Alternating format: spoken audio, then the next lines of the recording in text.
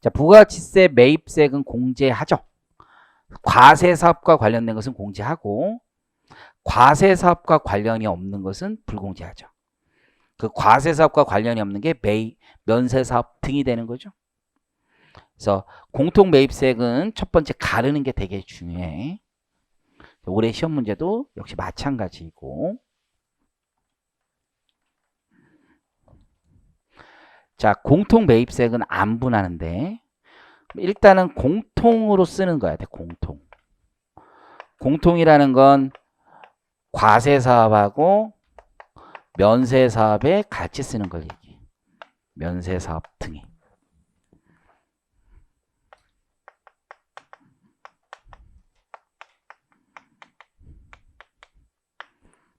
등에. 이해하시겠죠? 그럼 이 매입세액은 다시 두 가지로 나눠요. 두 가지로. 우리 기본 강의 때도 이 그림을 내가 그렸을 텐데. 기억이 날지 모르겠네. 위에다 뭐를 쓰는 거야?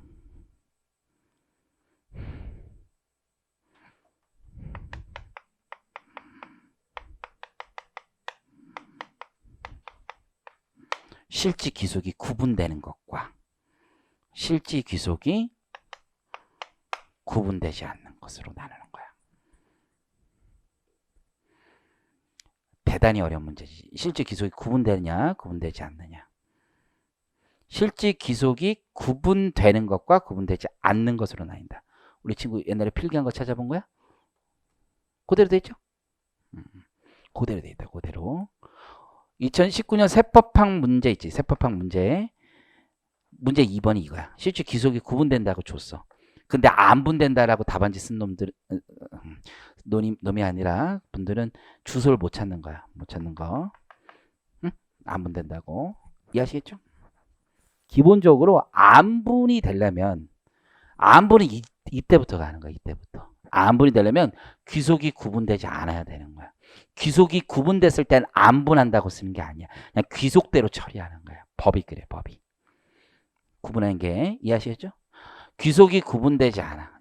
두 가지 요건이 필요하지. 첫 번째 공통으로 사용하는 재화고 과세사업에 얼마 들어가는지 면세사업에 얼마 들어가는지 구분이 되지 않아요. 그럴 때만 안분 계산하는 거야. 이때만 안분 계산하는 거야. 안분.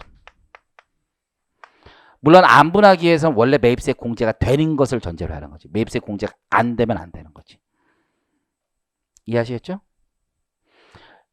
안분할 때는 제일 먼저 하는 게 뭐예요? 공급가액 비율인 것이. 공급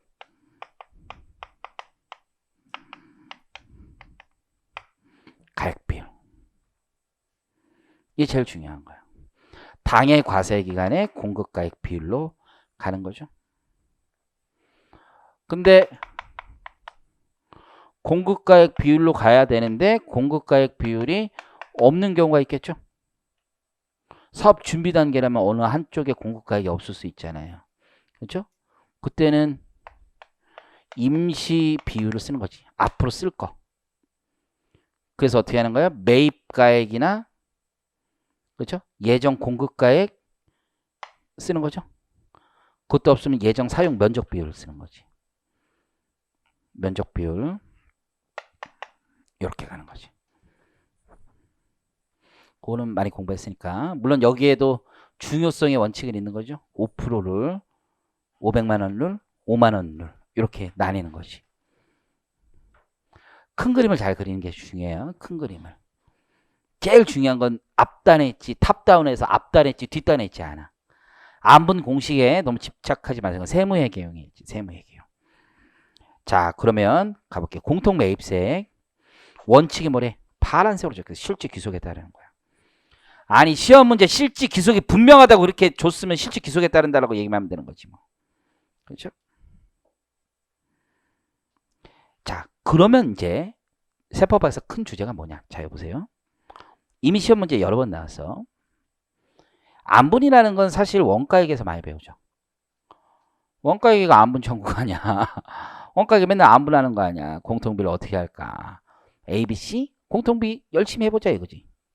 활동에 따라서 뭐 해가지고 뭐 배치 다니고 뭐 이런 거 하는 거 아니야. 개별 원가 계산? 그것도 공통비잖아. 그죠? 그 안분하자는 거죠. 결합 원가 계산 공통비 안분이잖아. 원가액에서 배우는 바에 따르면 안분이 가장 좋은 방식은 뭡니까? 가장 좋은 방법은 뭐야? 원가액이 안 봐요? 인과관계에 따르는 거지, 인과관계. 아, 그런 게 안 되면 부담 능력에 따른다 뭐 이런 거 배우는 거 아니야. 인과관계를 잘 반영하는 게 제일 좋아. 그러면 사업의 유형은 다 다르기 때문에 인과관계는 사실 사업마다 다르죠. 그렇잖아? 그러니까 우리 회사는 법전에 있는 안분 공식보다 우리만의 특성을 반영한 것이 더 좋단 말이에요. 그죠? 그래서 야, 이 법은 이상해. 우리한테 안 맞아. 이런 얘기를 얼마든지 할 수 있는 거지. 그때 과연 인과관계가 더 합리적이라면 법전에 있는 공식을 무시하고 안분을 할 수 있느냐? 이게 핵심이지. 나름 회사는 자기 주장이 있을 거 아니야. 하지만 법이라는 건, 특히 이런 안분이라는 건 모두에게 공평해야 돼. 그 사정 다 봐주다 보면 안 되는 거야. 그래서 거의 파란색 법입니다. 공통 매입세 안분 계산 그 공식은요, 예시 규정으로 볼 수가 없어. 예시 규정으로. 원래 공식은 다 예시 규정으로 많이 봐. 우리 대법원이나 이런 데는 세법전에 공식 써는 거 천박하다고 생각해요. 그냥 알아서 할 수 있는 것을. 하지만 얘는 그렇지 않다 이거지. 예시 규정이 아니라는 거예요. 특별한 사정이 없는 한 법령 규정에 따라 안분한다는 거야. 특별한 사정이 있으면 되는 거 아닙니까? 인정 안 해. 대법원에서 다 인정 안 해. 특별한 사정이 어디 있어? 이해하셨죠? 요게 가장 중요한 거야. 그럼 안분 계산의 요건 있죠? 첫 번째 공통 사용 재와야 돼. 그리고 실질 기속이 불분명해야 돼. 그리고 마지막으로 원래 매입세 공제가 되는 거야 돼. 접대비를 안분 계산하고 있어. 답답한 놈인 거지 지금. 접대비 자체는 안분 계산의 대상 자체가 아니라는 겁니다. 그래서 10점짜리 나왔는데 이걸 쓰는 거야. 안분 계산의 요건을 충족했느냐. 응? 이해하시겠죠? 문제가 이렇게 돼 있어. 신축 건물을 신축해. 이해하셨지? 국민주택 규모 초과와 국민주택 규모 이하로. 그러면 건축비가 들어갈 거 아니야. 그 건축비 매입세 공제 어떻게 해야 되느냐 이거야. 그렇죠? 그리고 거기에 가로치고 맨 끝에 아주 중요한 말 있어요. 실지 면적이 구분된다 돼 있다고. 그럼 실지 기속이 구분되는 거야. 그럼 맨 처음에 공통 매입세가 안분 계산의 요건을 쓰는 거죠. 근데 그 요건에 지금 안 맞는 거지. 실지 기속이 구분되고 있으니까 이거 면적 비율에 따라서 매입세 공제해야 된다 이거지. 안분하여 공제해야 한다가 아니라 면적 비율에 따라서 공제하고 그게 실지 기속에 따른 구분이다. 이렇게 쓰면 되는 거야. 10점 딱 되는 거라고. 한 페이지 조금 넘게 나와 그렇게 쓰면. 이해하시겠어요? 그게 본질이라는 거야. 실무에서 어떻게 하냐면 그렇게 하면 땅도 팔잖아. 땅도. 지금 문제에서 명확하게 건축비라고만 줬거든. 실무에서는 땅도 팔고 건물도 파는 거잖아요. 그러면 매출 원가에 해당하는 건축비는 면적대로 가는 거야. 무조건. 면적대로. 그런 다음에 판관비가 있을 거 아니야. 판관비. 땅파리도 섞여 있잖아. 그렇죠? 땅파리도 섞여 있으니까 얘는 전체 공급가액으로 하는 거야. 왜냐면 이 광고비 같은 경우는 땅을 팔기 위한 건지 건물을 팔기 위한 건지 국민주택 규모 초과만 있는 건지 이하만 있는 건지 구분이 안 된다고 그런 건 이거는 안분 계산하는 거고요. 이해하시겠죠? 자, 그래서 안분 계산 하게 되는데 안분 계산은 어떻게 하느냐? 자, 공통 매입세액 중 당해과세 기간의 총 공급가액에서 면세 공급가액이 차지하는 비율로 안분된 금액은 공제하지 아니한다. 여기까지만 잘 쓰면 돼. 공식을 쓰지 말고 여기까지만 잘 쓰시면 돼요. 수종의 사업은 나중에 보셔도 되고 그런데 아까 얘기했듯이 안분을 하기 위해서는 당해 과세 기간의 공급가액 중 면세 공급가액이 차지하는 비율을 불공제하는 건데 당해 과세 기간에 공급가액이 없을 수 있잖아요. 그렇죠? 그럼 어떻게 하느냐? 첫 번째 매입을 기준으로 따져보는 거야. 매입가액. 아셨죠? 면세사업 관련된 매입. 왜냐하면 재료를 살 때 공통 매입이 있을 거 아니야. 근데 그것도 없어. 그러면 예정 공급가액 비율로 가는 거야. 예정 공급가액. 그러면 사실 아까 신축 분양의 경우에는 예정을 만약에 쓴다. 어느 한쪽에 공급가액이 없다. 안분 그 판매관리비 쪽이 있을 거 아니에요. 그럼 매입가액 못해. 매입가액. 면세사업이 얼마인지 과세사업이 뭔지 몰라. 그죠? 그때는 어떻게 하냐면 대부분 예정 공급가액은 다 나와 있을 거 아니야. 분양 예정가액 싹 다 나와 있잖아. 그걸로 가면 되는 거지. 이해하셨죠? 판관비 그렇게 가는 거야. 건축비 같은 경우는 예정 사용 면적 비율로 간다는 얘기가 결국 실질 기속에 따른 구분이야. 우리끼리는 도돌이라고 그래. 도돌이. 이렇게 와도 결국은 다 실질 기속이 되는 거지. 옆에 이렇게 난리가 났죠? 자, 오른쪽 안분 계산 생략 중요성 원칙이 있는 거죠.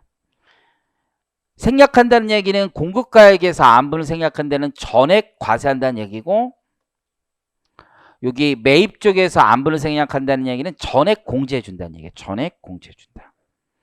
그래서 공급가액 면세 공급가액이 5% 미달한다. 근데 매입 세액 기준으로 500만 원 넘으면, 공급가액 5천만 원 넘으면 5% 미달하더라도 안분해야 된다.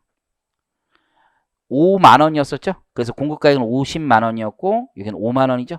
근데 공급가액은 건바이 건으로 따지는데 얘는 건바이 건이 아니라 어차피 이 안분은 언제 하는 거야? 부가세 신고할 때 합니다. 부가세 신고할 때.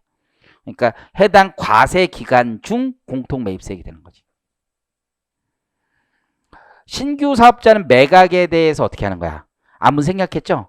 신규 사업자가 당해과세 기간에 매입한 걸 매각했다라면 매각도 안분을 생략하니까 매입도 안분을 생략한다. 계속성의 원칙인 거죠.